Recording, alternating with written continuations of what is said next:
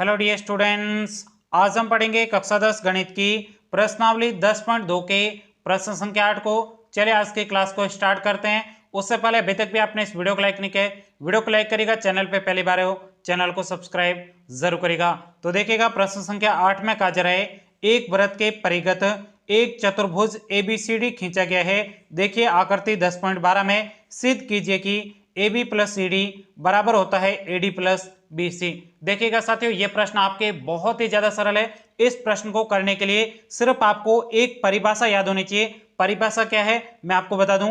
परिभाषा है वृत्त के बाह्य बिंदु से खींची गई स्पर्श रेखाओं की लंबाइयां बराबर होती है। आई बात आपको समझ में? परिभाषा क्या है? वृत्त के बाह्य बिंदु से खींची गई स्पर्श रेखाओं की लंबाई बराबर होती है। तो आप इस प्रश्न को बहुत ही आसानी से याद कर लोगे।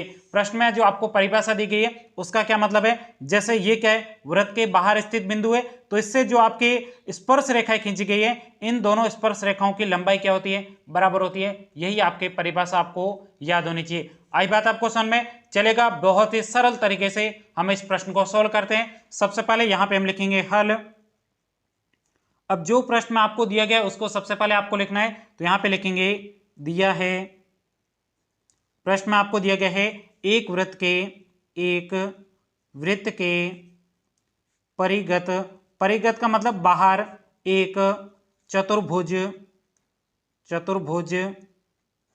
ABCD है जिसकी भुजाएं आपको क्या दे रखी है? AB, BC, CD और DA। तो यहां पे लिखेंगे जिसकी भुजाएं AB, BC, CD और DA है, जो क्रमशः कौन कौन से बिंदुओं पर स्पर्श कर रही है? P, Q, R और S पर क्या कर रही है? स्पर्श कर रही है। तो यहां पे लिखेंगे जो क्रमशः P, Q, R और S पर स्पर्श करती हैं। क्या करती हैं? स्पर्श करती हैं। अब ध्यान से देखिएगा साथियों, ये आपको जो प्रश्न में दिया गया था वो हमने लिख दिया है। अब यहां पे जो आपको सिद्ध करना है वो लिखेंगे। तो यहां पे लिखेंगे सिद्ध करना है, सिद्ध क्या करना है आपको? AB प्लस CD बराबर होता है AD प्लस BC।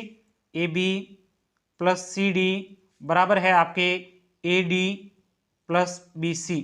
ये आपको क्या करना है? सिद्ध करना है। अब ध्यान से देखिएगा साथियों, जो मैंने आपको परिभाषा बताई थी वो आपको यहां पे सिंपल तरीके से लिखना है। यहां पे लिखेंगे हम जानते हैं कि वृत्त के बाह्य बिंदु से खींची गई स्पर्श रेखाओं की लंबाई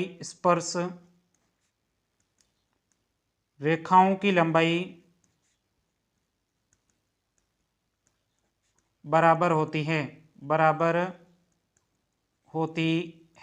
आई बात आपको समझ में? अब ध्यान से देखिएगा साथियों, ये आपके क्या है? वृत्त के बाहर स्थित बिंदु है, इससे दो स्पर्श रेखाएं खींची गई, एक AP और AS, ये दोनों क्या है? बराबर है। आई बात आपको समझ में? यही परिभाषा में हमने यहां पर लिखा है। इससे आपका प्रश्न बहुत ही सरल तरीके से सोल्व हो जाएगा। तो सबसे पहले क्या करना है, यहां पे आपको देख सकते हो AB प्लस आपके CD दे रखा है, यानी ये आपके सम्मुख भुजाओं का योग है, वो आपके इन दोनों सम्मुख भुजाओं के योग के बराबर होता है। इसलिए आपको क्या करना है, सबसे पहले इस भुजा के आपको क्या करना है? बाह्य बिंदु लेने हैं, और उसके बाद में इसके सम्मुख भुजा के बाह्य बिंदु को आपको लेना है। तो सबसे पहले यहाँ पे इस भुजा के बाह्य बिंदु A है, तो यहाँ पे AP बराबर क्या हो जाएगा? AS। तो यहाँ पे लिखेंगे AP बराबर हो जाएगा आपके AS।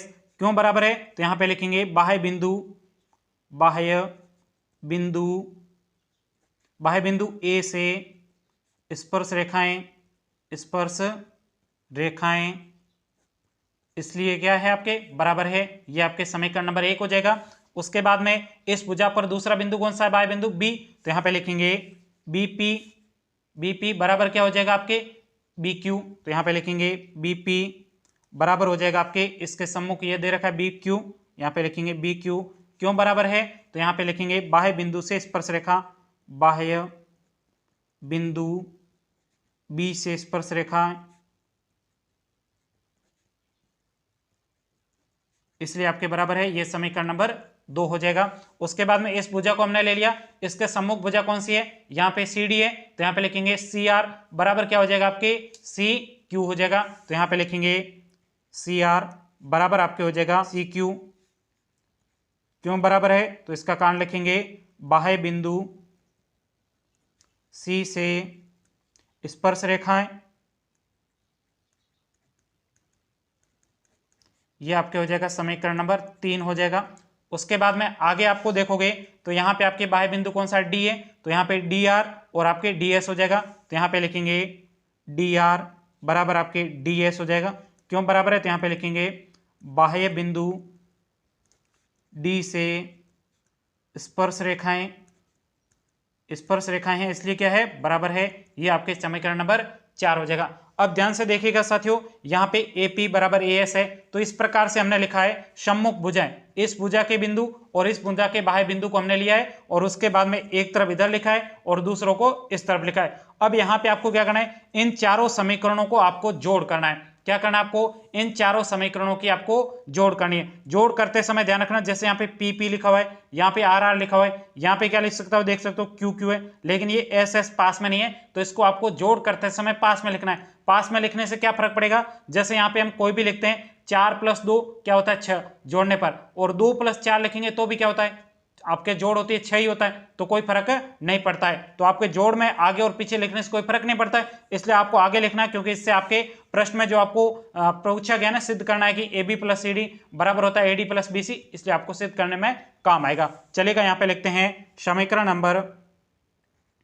1, 2, 3 और 4 को जोड़ने पर अब यहाँ पे क्या करेंगे, इस साइड वालों को अलग जोड़ना है और इस साइड को अलग जोड़ना है। तो यहाँ पे हो जाएगा AP + BP + CR + आपके DR बराबर। अब ध्यान से देखिएगा, यहाँ पे क्या है, देख सकते हो PP पास में, RR पास में, तो इसी प्रकार से AS इसके पास में क्या हो जाएगा, DS हो जाएगा। क्या हो जाएगा, DS, तो यहाँ पे प्लस में DS हो जाएगा। ये तो आपके Q पास में, तो यहाँ पे प्लस में BQ + आपके CQ हो जाएगा। आई बात आपको समझ में। अब ध्यान से देखिएगा साथियों, बहुत ही सिंपल है। अब AP और आपके क्या लिख रहा है, +BP है, तो यहाँ पे देखिए AP + आपकी BP, तो ये दोनों को जोड़ेंगे तो क्या हो जाएगा, ये आपके AB के बराबर हो जाएगा। तो यहाँ पे लिखेंगे, इस पूरे की जगह क्या लिख देंगे, इतने की जगह यहाँ पे देख सकते, इसकी जगह हो जाएगा आपके AB, उसके बाद में प्लस। अब CR और DR है, तो यहाँ पे देखिएगा CR और ये आपके DR, तो इसकी जगह हम क्या लिख देंगे, इसकी जगह हम लिखेंगे CD। यहाँ पे देख सकते हो ये आपके C और D हो जाएगा, तो यहाँ पे लिखेंगे CD, उसके बाद में बराबर आपके।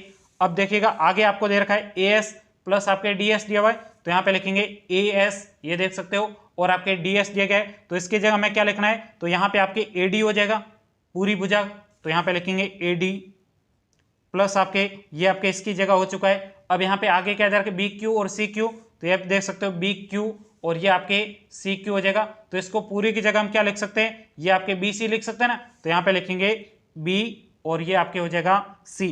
यही आपको सिद्ध करना था, जो आपको सिद्ध करना था वो यहाँ पे आ चुका है। तो यहाँ पे हम लिखेंगे इत्ति सिद्धम ANS। यहीं तक कि आपको इस प्रश्न का उत्तर लिखना था। आई बात आपको समझ में, बहुत ही सरल प्रश्न था। एक बार वापस से समझा देता हूं। सबसे पहले आपको एक परिभाषा याद होनी चाहिए।